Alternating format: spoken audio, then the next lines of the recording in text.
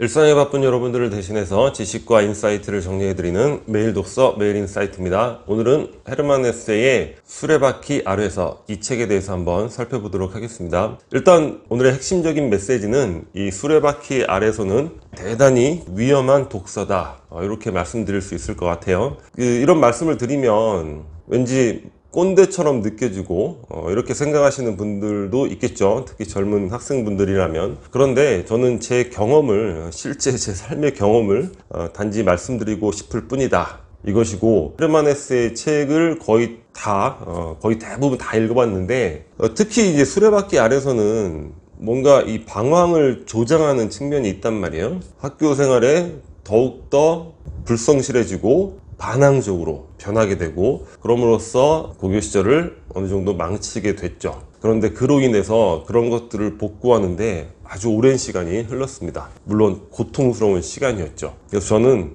이 책을 읽는 건 좋은데 이 책이라는 것이 어떤 책인지 제대로 알고 읽었으면 하는 바람을 특히 고교생 분들에게 전달해 드리고 싶습니다.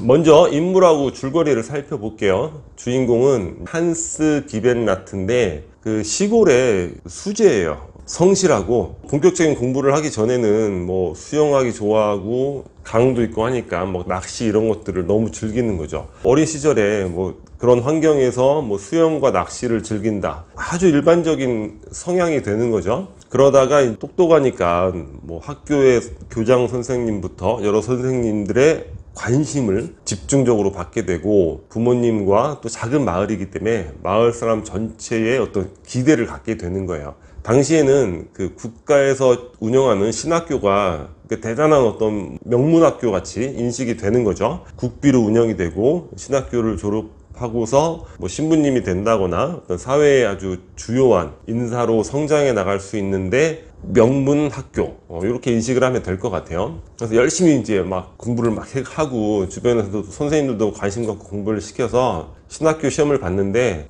전체 2등으로 입학을 하게 됩니다.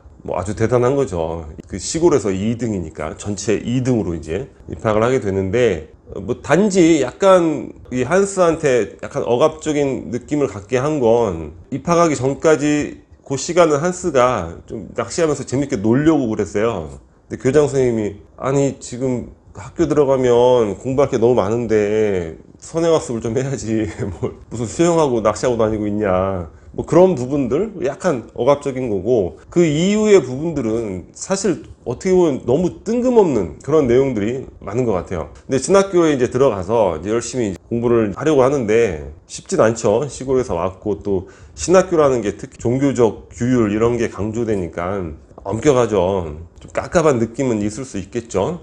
그 과정에서 헤르만 하일루너를 만나게 돼요, 이 친구. 근데 이 친구는 어떤 친구냐면 그 예술가적인 기질을 갖고 있는 친구예요. 공상하고 혼자 저 구석에 가서 책 보고 시 쓰고, 또 학교의 어떤 권위라든가 선생님의 권위 이런 것들에 반항하고 우습게 생각하고, 한스 입장에서는 되게 독특한 애네.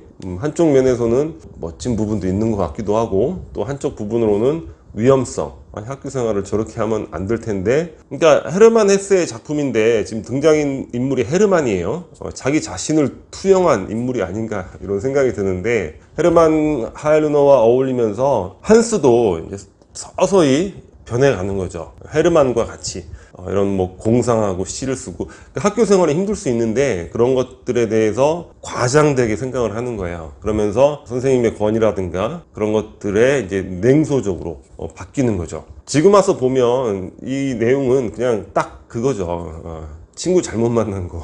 환경이라는 게 굉장히 중요하죠. 여튼 그러면서 헤르만은 여러 가지 일탈을 계속 일삼다가 그 학교에서 탈출을 시도하다가 또 퇴학을 당하게 됩니다.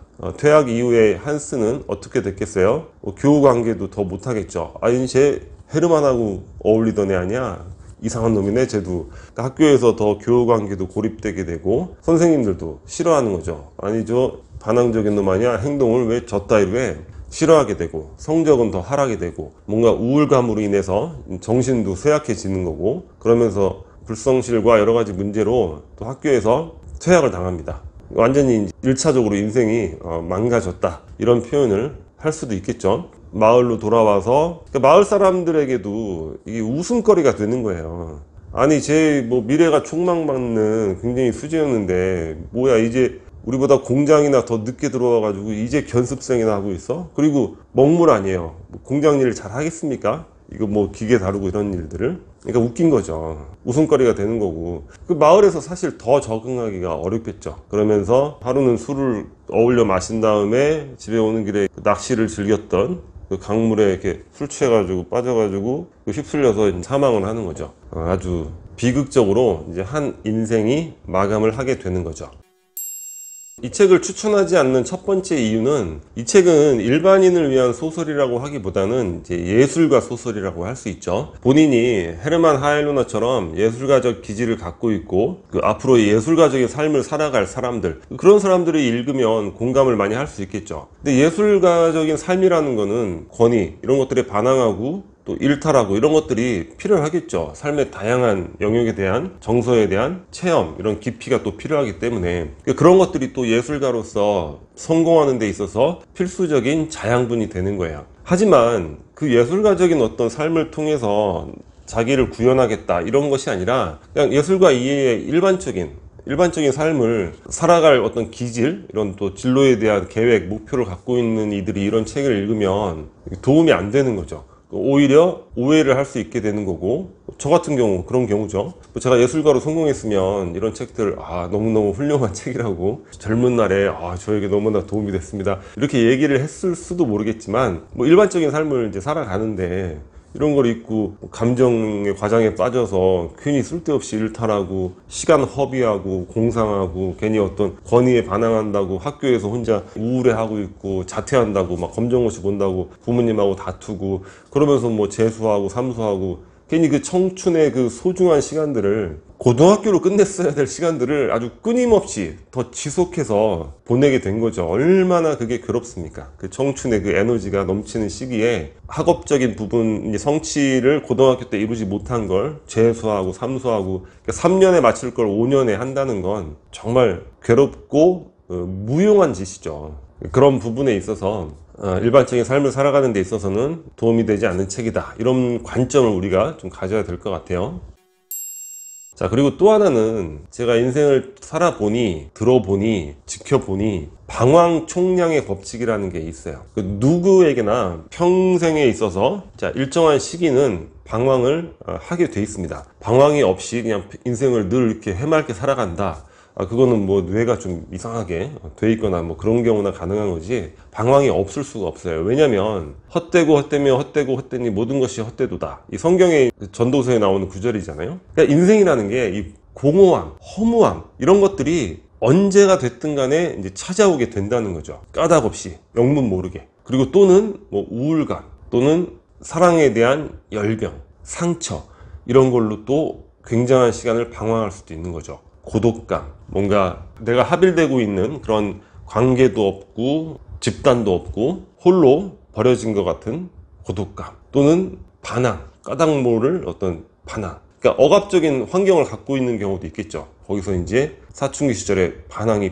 분출할 수도 있는 거예요. 부모님이라든가 기타 등등. 또는 일탈, 탈선, 우리가 이제 어두운 세계에 속하는 일들, 이런 것들을 경험하면서 방황을 할 수도 있겠죠. 또는 중독, 요즘에는 이제 게임 중독이라는 이야기를 많이 하는데 게임뿐만 아니라 여러 가지 중독이 많습니다. 인정에 대한 욕구, 이런 것들도 중독될 수 있는 거고, 또는 뭐 일 중독에 빠져 있다가 또 이런 것들이 허무함을 느껴가지고 또 방황할 수도 있는 것이고, 뭐 알코올 중독이 될 수도 있는 것이고, 진로에 대한 고민, 삶을 어떻게 살아가야 될 것인가, 이런 걸로 또 장시간 방황하는 경우가 생기죠.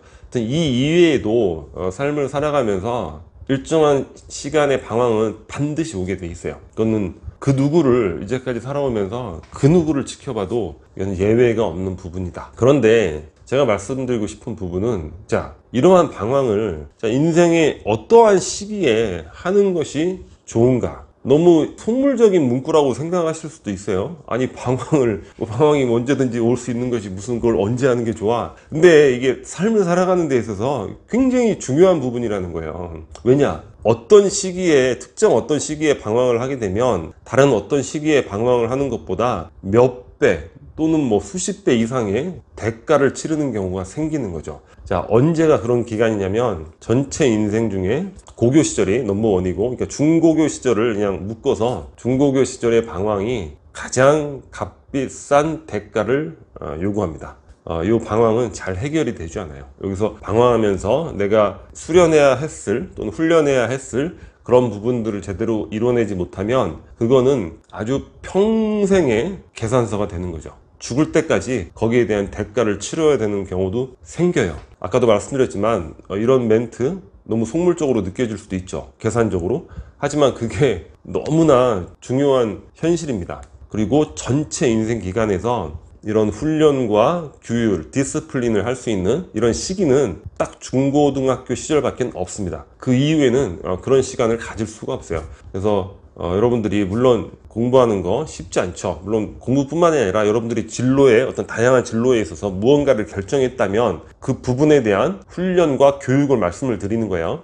그런 것들에 있어서 뭔가 참기 힘든 곳까지 여러분들이 한번 뚫고 나가 봐야 된다는 거예요. 그런 것들을 통해서 여러분들이 자기 개발을 하는 거고, 이 사회 속에서 여러분 존재의 의미를 발견할 수 있는 것이고, 이것도 굉장히 중요한 겁니다. 나중에 인생을 살다 보면 이 사회 속에서 내 의미가 무엇인가, 이게 또 방황의 아주 큰 거리가 되는 거예요. 그리고 어떠한 위기에 처하더라도 내 삶을 온전히 내가 지켜나갈 수 있는 그러한 역량을 바로 교육을 통해서 습득을 하게 되는 거죠. 그리고 방황이라는 건 어느 정도 성취, 어느 정도의 그런 자리매김 이후에 하는 것이 똑같은 방황이라 하더라도 계산서도 더 적게 나오고, 또 방황의 질이 다릅니다. 달콤한 방황이 될 수도 있어요. 어떻게 보기에는 멋진 방황이 될 수도 있는 거죠. 아, 저분이 또 저런 인간적인 면모가 있네, 이런 느낌을 주변에서 얻는 이런 방황이 될 수도 있는 거죠. 이런 멘트도 굉장히 속물적인 멘트지만 현실적으로 인생에 있어서는 너무도 명확히 적용이 되는 부분이에요. 결론을 말씀드리면 이 수레바퀴 아래서는,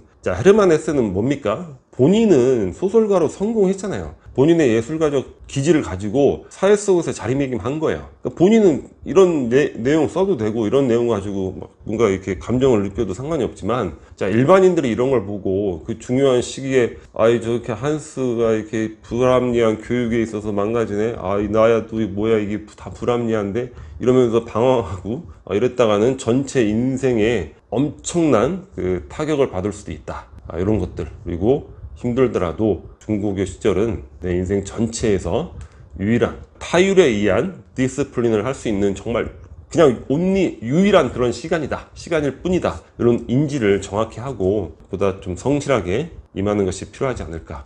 그런 것을 위해서 이 수레바퀴 아래서 이런 책보다는 뭐 제인 에어라든가 이 고아라는 환경 역경 속에서도 열심히 노력해서 막 성취해 나가는, 지금 봐도 그런 책들은 너무 감동적이고 좋은 것 같아요. 그럼 중고교 시절에는 그러한 책들이 훨씬 더 도움이 되지 않은가, 이런 생각이 듭니다. 아직도 많은 학생들이 수레바퀴 아래서라는 책을 읽는다는 그 데이터를 보고서 오늘 영상을 한번 준비해 봤습니다. 여기 캐리커처가 구독 버튼이고요. 구독과 좋아요 많이 부탁드리겠습니다. 감사합니다.